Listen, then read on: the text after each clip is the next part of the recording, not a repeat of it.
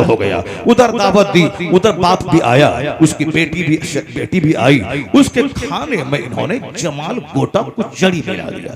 खाना था उस लड़की का कि खाने के बाद लड़की का लूज मोशन शुरू हो गया। एक आदमी को लगा दिया था, एक खातून को, ये जितना भी लूज मोशन उस हालत हो के लूज मोशन ऐसा हुआ कि वह सूख के कांटा बन गई, चेहरा पूरा काला हो गया। और फिर उनके तमाम उस लूज मोशन वाले पाखाने को एक जगह टोकरी में जमा करने के लिए एक खातून को, एक दाई को लगा दिया गया था। जब ये मरने के करीब पहुंच गई, अब साहब चेहरा काला हो गया, बिस्तरे मर्ग पे पड़ गई, तो बादशाह से कहा चलो तुम्हें तुम्हारी माशुका को दिखला दे। बादशाह के बेटे को बोला वजीर ने, चलो माशुका को देख लेना है। माशुका आई है, वो महल के फला कमरे में है। ये झूमता हुआ गया वजीर के साथ, ये मेरा हमदर्द है, ये मेरा खानका, मेरा खैरखा है, मेरे बाप से कह करके, क्योंकि बाप इस वजीर को बहुत चाहता है, ये वो बोलेगा तो शादी मेरी उससे मेरा बाप करा देगा। मस्त हो गया। जब वहां गया, कहा दाया से कि कपड़ा उठाओ, उनके चेहरे जब कपड़ा हटाया, कहा ये तेरी वही है माशुका जिस पर तू फिदा था, कबर था, कभी नहीं होगा, ये वो मेरी माशुका नहीं है, ये नहीं है, वो तो हुस्न जमाल की मुजस्समा है, चेहरे से साफ किरण फूटती है, वो साहब वो गोरे रंग की मलका थी। नहीं वही है, वही है, ये उनका बाप है, ये वही तुम्हारी माशुका है। का हुस्न कहाँ गया? दाया को इशारा दिया कि टोकरी उठा के लाओ, पाखाने की टोकरी। जब उसका कपड़ा हटाया, बदबू से इसकी नाक फटने लगे हो। कहा कि यही है उसका हुस्न, यही है उसका हुस्न, सारा हुस्न वही चला गया है, इसका रंग भी वही गया है, इसका गोश्त भी वही चला गया है, सारा हुस्न का बस एक सर्द आह खींच के रह गया। उसके बाद कान पकड़ा, सच्ची तौबा की, अभी मैं ऐसा काम नहीं करूंगा। बादशाह को इत्मीनान नसीब हो गया। उस खातून का इलाज करवाया गया, वो अपने हाल में जिंदा रही, अपने बाप के पास गई। शहजादा बुराई से तौबा करके नेक बन गया। मसनवी शरीफ में अल्लामा रूम कहते हैं ये एक जबरदस्त तदबीर के जरिए उनके इश्क का सारा खुमार वजीर ने उतार दिया। वह कहते हैं ये दुनिया यही है, यह रंगो रोगन वाली। आला हजरत ने क्या कहा? शहद दिखाए, जहर पिलाए,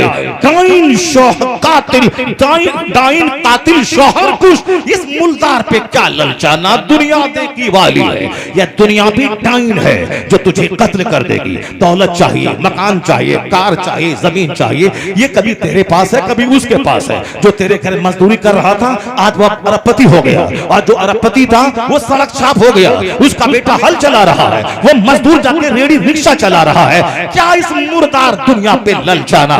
ये दुनिया देखी भाली है, किसी के पास दुनिया एक हालत पे नहीं रहती। कभी इनसे निकाह करती है दुनिया, कभी उससे निकाह करती है दुनिया। इनके 10-50 शौहर है। क्या तू चाहेगा कि जो औरत 50 शौहर के पास जाए उससे तू निकाह करे? कभी नहीं चाहेगा, घिन होगी। उसी दुनिया आज इसके पास, कल उसके पास, कल उसके पास, परसों उसके पास। सिर्फ चेहरा देखा, नहीं देखा कैरेक्टर क्या है, नहीं देखा इसकी माँ कैसी है, नहीं देखा इसका बाप कैसा है। मुंह देखा ओके है, मुंह देखा ओके है। मुस्तफा ने क्या कहा था? मुख फरमाया था, तुन कहुल मरअतु ले अरबा ले मालिहा वले जमालिहा वले हसबिहा वले दीनहा फस्फर बिज़ाति दीन। पूछो काजी साहब से, मौलाना साहब बताएंगे। बुखारी शरीफ की हदीस में आया है कि शादी में जनरली आमतौर पर 4 चीजें देखी जाती है: लड़की का हुस्न, लड़की का माल, लड़की की दौलत, लड़की का अखलाक। माल मत देखना, सिर्फ खानदान से मत देखना, हुस्न मत देखना। हुजूर ने साफ कहा, मना किया।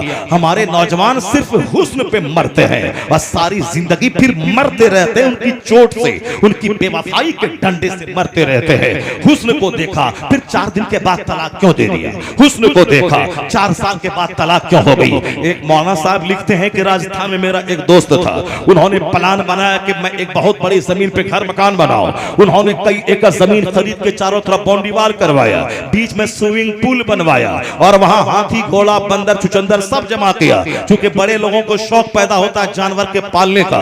मैं भी 2 साल पहले दुबई गया था, तो किसी ने कहा ये जो जंगल नजर आ रहा है ये शाही महल इसके अंदर में है, और इतना बड़ा जंगल है, इसमें बंदर, हाथी, सांप, गाय, बैल, सारा जानवर मौजूद है। क्योंकि बादशाह दुबई को जानवरों का बड़ा शौक है, जैसे क्रिश्चियनों को कुत्ता पालने का शौक है, उसी तरह दुबई के इस शाह को जानवरों के पालने का शौक है। वो सबके पालने के नौकर गुलाम है और वह घूमता है कभी कभी। यही शौक उस राजस्थान के उस छोटे नवाब को भी था।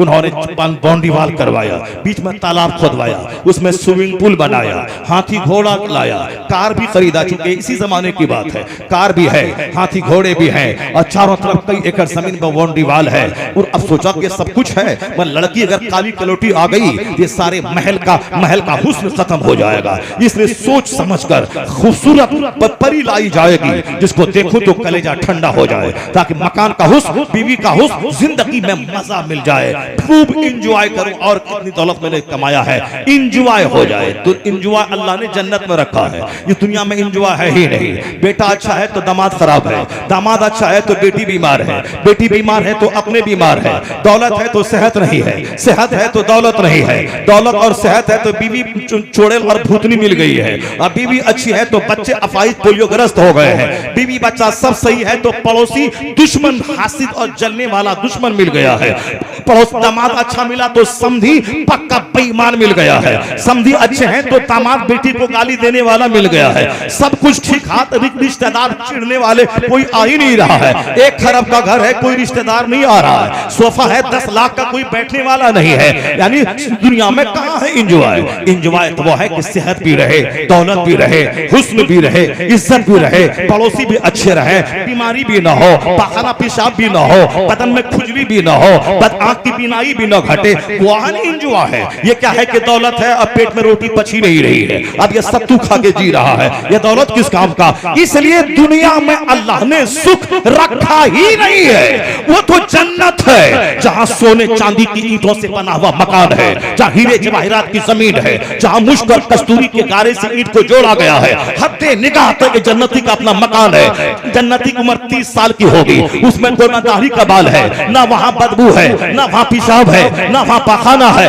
ना वहां कोई दुश्मन है, ना शोर हंगामे की आवाज है, ना कोई चिढ़ने वाला है, ना कोई जलने वाला है, ना नेमत के डूबने का अंदेशा है। दुनिया में तो आज नौकरी है कल बर्खास्त हो जाएगा, आज मदरसे में है कल ट्रस्टी निकाल देगा, आज मस्जिद में है कल मुतवल्ली निकाल देगा, आज साहब नौकरी में है गवर्नमेंट निकाल देगी, आज हम बादशाह हैं कल फकीर बन जाएंगे, आज साहब में अमीर है कल बिजनेस नहीं चला गरीब बन जाएंगे। ये अंदेशा सबके दिमाग को झंझोड़ के रखता है, ये अंदेशा सबके दिमाग में है। अगर निकल गया तो क्या होगा, तो कारोबार नहीं चला तो क्या होगा, अगर जवान बेटा मर गया तो क्या होगा, अगर हमको फालिज मार गया तो क्या होगा, अगर दुश्मन ने हमला किया तो क्या होगा, अगर बेटा रास्ते एक्सीडेंट कर गया तो क्या होगा।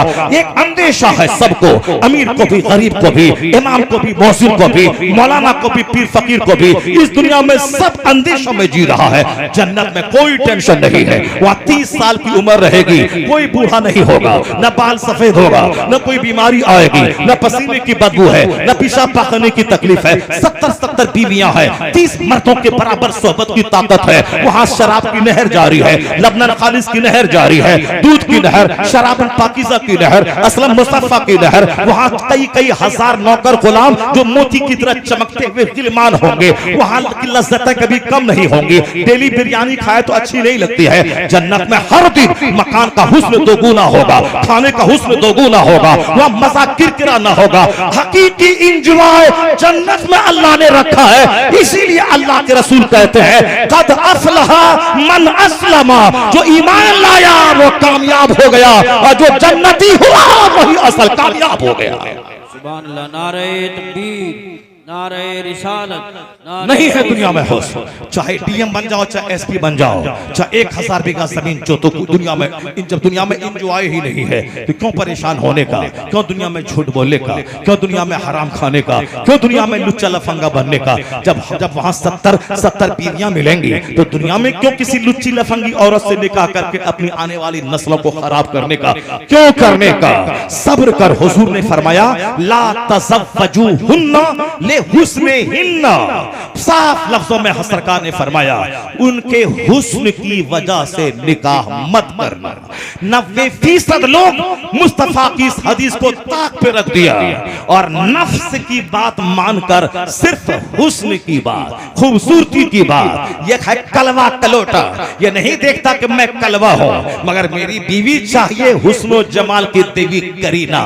हेमा मालिनी की नौकरानी चाहिए, हेमा मालिनी की बहन चाहिए, चाहिए। ये कलवा है, अगर उसको तुमको हेमा मालिनी चाहिए तो हेमा मालिनी को भी तो धर्मेंद्र जैसा खूबसूरत आदमी चाहिए। मगर ये सोचता मैं जैसे कलवा रहूं, नाक मेरी टेढ़ी रहे, मेरा कद छोटा रहे, मेरी उंगली छोटी रहे, मैं टेढ़ा रहूं, मैं उचक के चलो, सब चलेगा, मगर बीवी मेरी हो करीना, मेरी खूबसूरत हो। बताइए, ये कलवे को भी ख्वाहिश पैदा हो गई है। साहब नौकर गुलाम को जिसकी नाक टेढ़ी है वो भी खूबसूरत नहीं, कुछ भी हो, कुछ न दे मगर खूबसूरत होना चाहिए।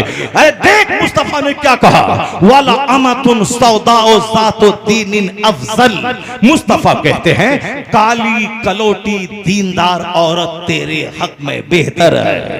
काली कलोटी दीनदार औरत तेरे हक में बेहतर है। ये नौजवान बोला नहीं नहीं, हुजूर ने कह दिया ठीक है, सरकार की बात सच्ची है, मगर मुझको खूबसूरत चाहिए। ठीक है बेटा, खूबसूरत चाहिए। खूबसूरत करके लाया। 4 दिन उसकी बीवी रही। 2-4 महीने के बाद इनका छोटा भाई इससे ज्यादा खूबसूरत था। नाक लंबी थी, आंख बड़ी थी, एट्रैक्टिव पर्सनालिटी थी, हैंडसम था, स्मार्ट था। चूंकि वो भी हैंडसम है, स्मार्ट है, खूबसूरत है, उनका दिल उसके छोटे भाई पे चला गया।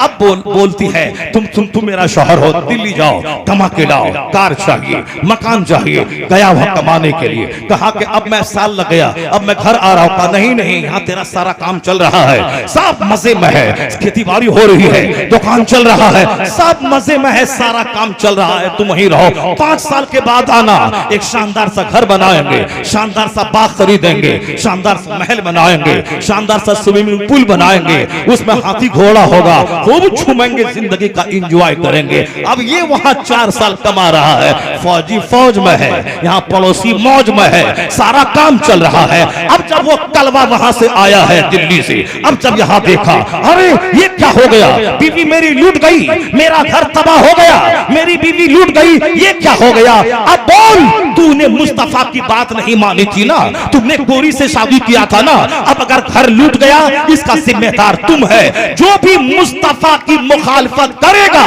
तबाही तय है, बर्बादी तय है, जिल्लत तय है। खिलाफे पैगंबर कसे रह गुज़ीर के हरगिज़ बमंज़िल लक़ाद रसीद। मुस्तफा के खिलाफ चलेगा कभी मंजिले मकसूद पर नहीं पहुंच पाएगा। सुभान अल्लाह। अल्लाह ने सारी जिंदगी का लुत्फ मुस्तफा की गुलामी में रख दिया है।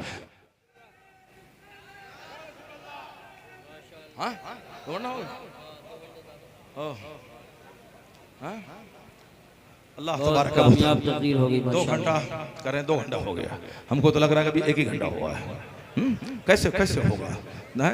अल्लाह तबारक व तआला हमको आपको सबों को दीन सीखने और दीन सुनने और दीन पर अमल की तौफीक अता फरमाए। बातें बहुत सारी कंप्यूटर में हैं, लेकिन चूंकि मोहम्मद अली भाई को बात भी करनी है, इसलिए इस तरह की बेशुमार बातें हैं, मगर जो मैं कह चुका हूं बहुत नसीहत का एक मजमुआ पहुंच गया। सिर्फ अमल की ज़रूरत है, सिर्फ अमल की ज़रूरत है, सिर्फ अमल की ज़रूरत है। जो आयत में पढ़ना चाहता था, अगर मैं उस आयत को मैं अभी टच करूंगा तो उसमें कम से कम आधा घंटा लग जाएगा। और जो हदीस में पढ़ना चाहता था, जो हालांकि बहुत सारी हदीसें मैं पढ़ दिया हूं, लेकिन जो पढ़ना चाहता था उसमें आधा घंटा लगेगा। इसलिए वो इंशाअल्लाह अगले साल अल्लाह ने चाहा तो वो आयत भी पढ़ूंगा और फिर पढ़ूंगा। आज सिर्फ इतना रख लें कि नर्वस होने की कोई ज़रूरत नहीं है।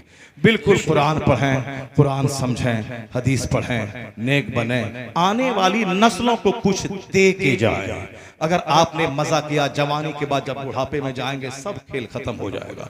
इसलिए जब बूढ़ा होना ही है, ये मजा किरकिरा होना ही है, क्यों नहीं आने वाली नस्लों पे नजर रख के शादी की जाए। हुस्न का जलवा 5 साल रहता है, और वो भी जब लड़ाई झगड़ा शुरू हुआ सारा नशा उतर जाता है। आने वाली नस्ल, मेरा बच्चा जोकर ना हो, मेरा बच्चा लोफर ना हो, मैं मर भी जाऊं तो मेरा बच्चा कब्र पे जाके कुरान पढ़ने वाला हो जाए। हर नमाज के बाद बोले अल्लाह मगफिरली व लिवालिदैया। काबा जाए कहे अल्लाह मगफिरली व लिवालिदैया। गुंबद खजरा देखे तो कहे अल्लाह मगफिरली व लिवालिदैया। अजमेर बगदाद बरेली जाए तो बोले अल्लाह मगफिरली व लिवालिदैया। दूसरों को बोला कि कुरान खानी करवाएगा तो बिरयानी और 10 टका की लालच में आएगा। उसका बाप तो मरा नहीं कि जो दिल से पढ़ेगा। जिसका अपना बाप मरा है, वो जो कब्र पे जाके 3 बार कुल अल्लाह अहद पढ़ेगा, वो जो आंसुओं के साए में 50 आदमी की दुआ कबूल ना हो, इसकी दुआ कबूल हो जाएगी। क्योंकि जिस दुआ में आंसू निकले वो दुआ कबूल होती है। मैंने कहा था ना कि दुआ की कबूलियत के लिए हलाल ग़िज़ा शर्त है और दुआ की कबूलियत के लिए पर्दा औरतों का शर्त है। आया है हदीस में, जिस कौम की औरतों के पायल की आवाज अजनबी मर्द के कान में जाए, उस कौम के मर्दों की दुआ को अल्लाह रद्द कर देता है। तो पता चला दुआ की कबूलियत के लिए हलाल ग़िज़ा जरूरी है। दुआ की कबूलियत के लिए माँ बहन बेटियों का पर्दे में रहना जरूरी है।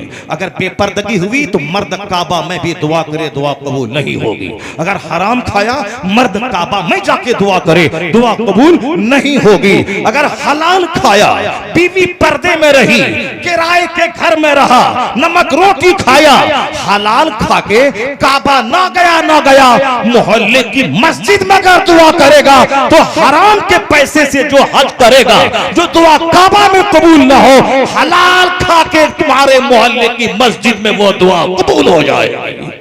हलाल खा के जो मोहल्ले की मस्जिद में दुआ करेगा वो दुआ कबूल हो जाएगी। हराम खा के काबा में भी जाएगा तो दुआ कबूल नहीं होगी। इस बात को हमेशा गिरह बांध के रख लें। दूसरों का मुंह नहीं देखना है। कुरान क्या कहता है, हदीस क्या कहती है, हुजूर क्या कहते हैं, शरीयत क्या कहती है, इसको देखना है। अल्लाह तबारक व तआला हमको आपको